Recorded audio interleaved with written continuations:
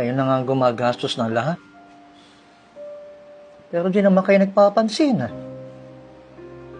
Ganyan na ba kayo kagalit sa isa't isa? Baka, pwede lang magkasundo naman kayo bago ako mawala sa mundo. Pa naman, huwag ka naman magsalita ng ganyan. Kaya natin to, gagaling ka.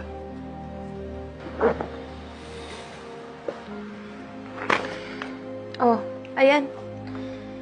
Kayo nang bahala kung saan nyo gastusin yung pera na yan. Basta ang importante, unahin yung gamot ni Papa.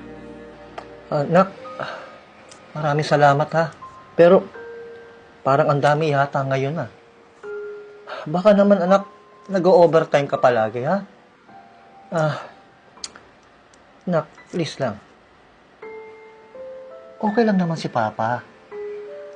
Sige na po pa. Pagod ako. Wala akong gana makipag-usap. Hoy, bastos ka! Kinakausap ka ba ni Papa, oh? Nak, iya mo na lang. Baka pagod lang yung tao.